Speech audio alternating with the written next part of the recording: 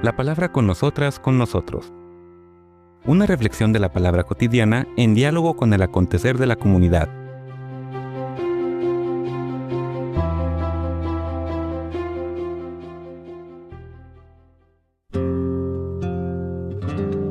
Hola, buenos días. Bienvenidas, bienvenidos a la palabra con nosotras, con nosotros.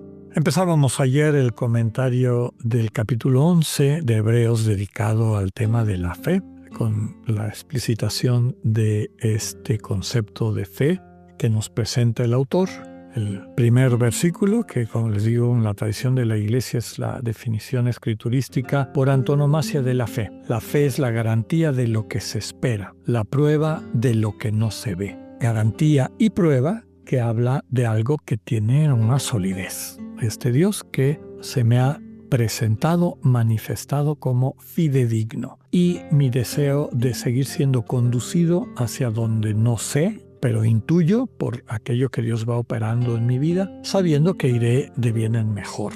A mí me gusta más como una definición de la fe, que tiene estos elementos que les he estado comentando, el final del capítulo 6 del Evangelio de Juan, cuando la gente empieza a abandonar a Jesús, los discípulos empiezan a abandonar a Jesús, después de aquel conocido como discurso eucarístico en la sinagoga de Cafarnaúm.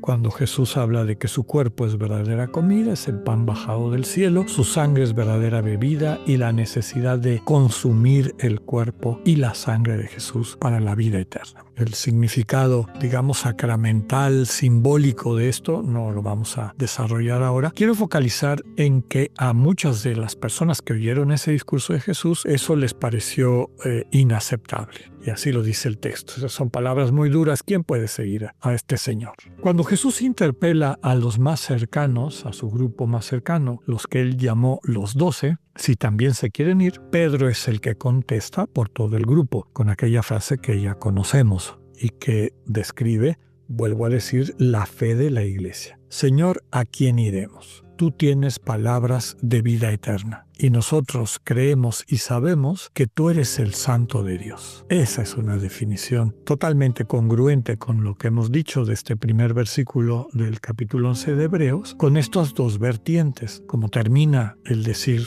o la expresión de Pedro. Nosotros creemos y sabemos, hemos experimentado, no nos lo han contado. Sabemos. Con todo, hay cosas que todavía no vemos. Con todo, hay cosas que se nos prometen. Pero porque ya tenemos un itinerario contigo y te conocemos, experimentamos, vivimos la convicción de que vale la pena seguir contigo. Y esa es la fe. La fe describe esta relación con el Señor Jesús que va creciendo cada vez más en el saber, sin perder la fuerza del creer. Creer que cada vez se consolida también por este fortalecimiento del saber. El resto del capítulo, que es de los más largos de esta carta, hasta el versículo 40, son ejemplos de personas que vivieron desde la fe. Es decir, desde esta relación con Dios que les probó ser fiel y que precisamente por eso confiaron en Dios y se dejaron guiar por Dios. Normalmente de situaciones de sinsentido a las promesas de vida plena, en fin, simbolizadas por una nueva tierra, la tierra prometida, etc. Son 40 versículos. Del 4 al 40 es este elenco de personas que vivieron por la fe. Vamos a ir leyendo bloques. El primer bloque, digamos, tiene que ver con el nacimiento del pueblo de Israel desde la fe de Abraham y Sara.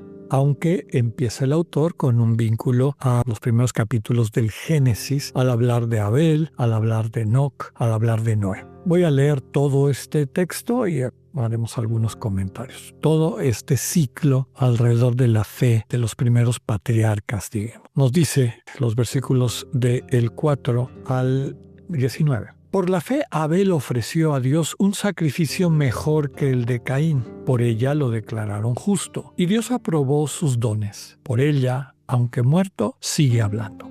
Claramente, esta confianza de Abel con Dios, recordamos que fe e intimidad son intercambiables. Se confía en Dios porque se le conoce, porque cada vez tenemos más esta relación de intimidad. Versículo 5. Por la fe, Enoc fue trasladado sin pasar por la muerte, y no lo encontraron porque Dios se lo había llevado, y recibió testimonio que antes de su traslado había agradado a Dios. Sin fe es imposible agradarle. Quien se acerca a Dios ha de creer que existe y que recompensa a los que lo buscan. Ya conocen ustedes esta figura de Enoc que encontramos en el capítulo 5 del Génesis, esta única persona en el relato del Antiguo Testamento de la Biblia hebrea que fue llevado, decimos hoy en día, en cuerpo y alma al lugar de Dios. A Enoc se lo llevan el carro de fuego. Eventualmente es a Elías también, el segundo, que no experimenta la muerte y la decadencia del cuerpo, ¿no? La disolución del cuerpo,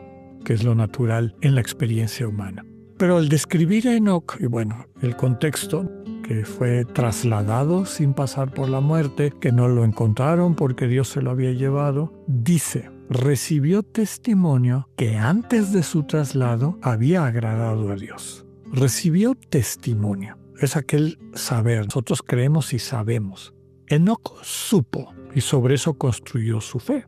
Y este saber describe esa relación creciente, cada vez más profunda, más íntima con el Dios vivo. Y esto desemboca en esa plenitud que Dios le había prometido y que él experimentó ya en esta vida, en ese relato de cómo es arrebatado por Dios a el lugar de donde Dios mora. El versículo 7 nos presenta a otro gran hombre de fe, a Noé. Nos dice: por la fe recibió Noé aviso de lo que aún no se veía, y cauteloso construyó un arca para que se salvase su familia. La fe de Noé condenó al mundo, y él alcanzó la justicia que da la fe. Nuevamente, quien vive en esta experiencia de cercanía con Dios, percibe lo que Dios quiere, y aunque no tenga absolutamente todas las pruebas, tiene suficientes elementos para dar pasos en la dirección que Dios le indica, aunque no tenga absolutamente toda la seguridad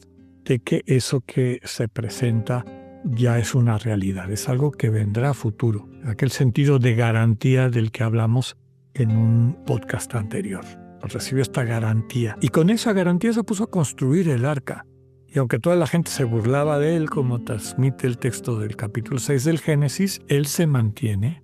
Y con esa fe le mostró al mundo por contraste la diferencia y sobre todo los resultados de quienes se suben al arca del amor divino que les lleva a sobrevivir cualquier tipo de vicisitudes, como es este símbolo del diluvio, y que la diferencia entre esos y aquellos que, por no cultivar esa intimidad con Dios, se dejan guiar más bien por su ego, por su sinsentido, y terminan ahogados, terminan perdiendo el don de la vida. Mañana seguiremos recorriendo este camino de los primeros patriarcas, como los describe el autor de Hechos en su capítulo 11. Que tengan un buen día, Dios con ustedes.